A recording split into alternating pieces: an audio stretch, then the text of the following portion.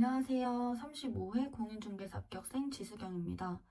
1월부터 10월까지 회사를 다니면서 공부를 병행을 했고, 저는 에듀윌 인터넷 강의를 수강하였습니다.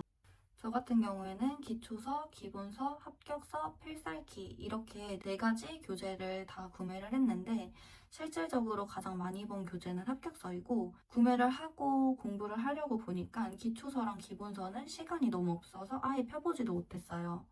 아무래도 제가 회사를 다니면서 공부를 병행했기 때문에 공부해야 하는 시간은 적은데 공부해야 하는 양은 많다 보니까 그냥 합격서 위주로만 단권화 시켜서 공부를 했던 것 같아요. 여러 카페를 찾아보면 자기한테 맞는 스타일의 교수님을 골라라, 여러 가지 맛보기 인강을 들어봐라 라고 추천을 해주시는데 저는 그냥 사실 제가 그 교수님 스타일에 맞춰서 공부를 하려고 했고 한번 고른 교수님을 믿고 그냥 수강하시는 방법도 좋은 것 같아요. 이 교수님 인강을 듣다가 나랑 안 맞는 것 같은데 하고 바꿔서 다른 교수님 인강을 듣고 또 안 맞는 것 같아서 다른 교수님 인강을 듣다 보면 거기서부터 이제 시간이 지체되는 거기 때문에 직장인분들이시라면은 맛보기 인강보다 그냥 내가 선택하기로 한 각 사이트의 교수님 걸 믿고 그냥 들어보시는 걸 추천해 드릴게요. 제가 실제로 공부했던 시간을 말씀드리면 1월부터 3월까지는 평일 최소 3시간 이상은 공부를 했고 주말은 하루 6시간 이상 공부를 했습니다. 4월부터 시험 직전까지는 평일 최소 4시간은 공부를 하려고 했고 주말 이틀 8시간 이상씩은 최소 공부를 하려고 했습니다. 그리고 제가 다녔던 회사는 연차 사용이 조금 자유로웠던 곳이라서 시험 직전 2주 동안 아예 연차를 쓰고 그 기간에는 10시간 이상은 공부를 하려고 했어요. 제가 한 공부 방법에 대해서 말씀을 드리면 저는 기초 과정부터 커리큘럼대로 쭉 따라갔고 처음에 이제 공부를 시작할 때 제 스스로와 약속을 했던 부분은 인강을 밀리지 말고 그날 강의는 무조건 그날 듣자라고 계획을 하고 공부를 시작을 했어요. 저 같은 경우에는 조금 늦게 시작하기도 했고 직장과 공부를 병행하다 보니까 그냥 처음에는 이해가 안 돼도 무조건 인강을 먼저 따라서 듣자라는 생각으로 공부를 했어요. 간혹 이제 공인중개사 카페를 찾아보면 이 단어의 뜻은 정확하게 어떤 걸까요? 이 판례의 결론은 왜 이렇게 나오는 걸까요?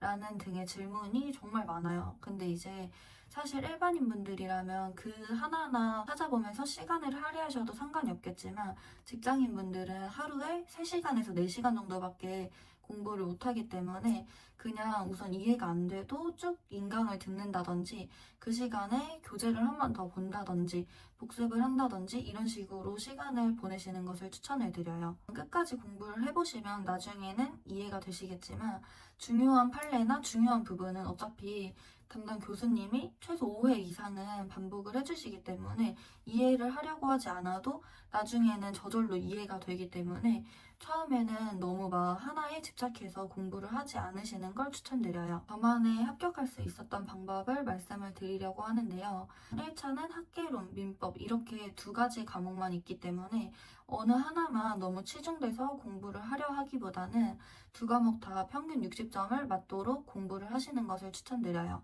저 같은 경우는 기출 모의고사를 풀 때도 항상 학개론보다 민법 점수가 더 높게 나왔고 실제로 제가 공부하면서 학개론은 너무 어렵고 재미없다라고 생각을 했는데 민법은 너무 재밌고 판례가 이해가 잘 되는 문제들이 많았어요. 민법 때문에 떨어질 일은 없겠다라고 생각을 했는데 실제로 시험장에 가보니까 민법 때문에 너무 어렵고 민법 때문에 떨어질 것 같다라는 생각이 들 정도로 이번에 민법이 제 기준으론 어렵게 나왔거든요. 그래서 혹시라도 저처럼 민법 위주로만 만약에 공부를 했다라고 하셨을 때 그 해의 시험이 민법이 어렵게 나오는 경우 떨어질 확률이 높기 때문에 그냥 2가지 과목 다 60점을 맞으실 수 있도록 공부하시는 것을 추천드립니다. 저는 사실 계산 문제가 너무 어려워서 그냥 버릴 생각으로 공부를 하다가 기출문제 과정 들어갔을 때 이제 공부를 한 케이스예요. 만약에 공부를 하다가 학개론 계산 문제 때문에 너무 어렵다라고 생각이 드시면 우선 초반에는 너무 이해하려고 애쓰지 마시고 기출문제 과정에 들어가면 담당 교수님이 정말 쉽고 빠르게 푸는 방법을 알려주실 거예요. 저처럼 계산 문제가 너무 어렵다 하시면 초반에 그냥 민법을 조금 더 공부를 하시고 후반에 계산 문제를 이해를 하면서 풀어나가는 방법을 추천을 드려요. 2차는 중개사법, 공법, 공시법, 세법 이렇게 시험을 보는데요. 사실 33회 이전 시험 같은 경우에는 중개사법이 떠먹여주는 과목이다라는 말씀을 정말 많이 하시는데요. 34회 이후로는 시험 난이도가 올라가면서 제 기준으로는 중개사법으로 난이도 조절을 한다라고 생각을 해요. 그래서 실제로 35회 시험에서도 중개사법이 좀 어렵게 나왔고요. 저는 항상 기출이나 모의고사를 풀 때도 중개사법이 고득점이 나온 적이 없기 때문에 제 스스로가 이제 판단을 했을 때 중개사법으로 나머지 평균을 맞추기엔 어렵다라고 판단을 했고, 그래서 제가 세운 전략은 공시세법을 더 공부를 많이 해서 공시세법에서 고득점을 받아봐야겠다라고 전략을 세웠습니다. 실제로 저는 중개사법 70, 공시세법 72.5, 공법 45점 이렇게 점수가 나와서 합격한 케이스라서 이 공부 방법을 추천을 드려요. 그리고 이제 간혹 공시세법이 각 40문제씩 나오는 게 아니다 보니까 거의 마지막에 가서 공시세법을 공부하시는 분들이 있는데, 제 기준으로 말씀드리면 이 방법은 별로 추천드리지 않아요. 공시법도 생각보다 난이도가 정말 있었고, 세법은 외워야 할 부분이 많기 때문에 시간을 들여서 공부를 하진 않았지만 인강은 밀리지 않고 들어서 마지막에 그냥 따로 공부를 하지 않아도 세법 기본 세율이나 과세 기간 이런 부분이 저절로 외워졌거든요. 공법 같은 경우에는 초반에 체계도 위주로만 거의 공부를 진행을 했어요. 제가 영상 초반에 1월부터 3월까지 주말 하루 6시간 이상씩 공부를 했다고 했는데요. 주말에는 민법이랑 공법 체계도 위주로 공부를 했던 것 같아요. 그 부분이 이제 제가 느끼기에는 좀 어렵다고 생각을 했던 부분이라서 큰 틀을 잡아서 이해를 하려고 했던 것 같고, 이 부분이 저는 제일 도움이 많이 됐던 것 같아요. 이제 영상을 마무리하려고 하는데요.